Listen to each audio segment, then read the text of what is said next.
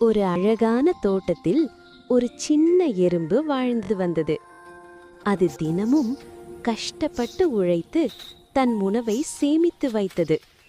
ஒரு நாள் ஒரு பெரிய யானை தண்ணீர் குடிக்க வந்தது.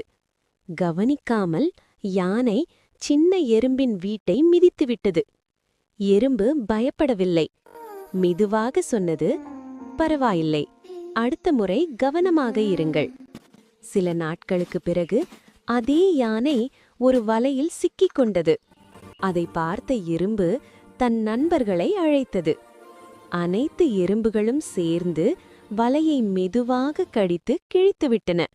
யானை விடுபட்டது. மிகவும் மகிழ்ந்தது.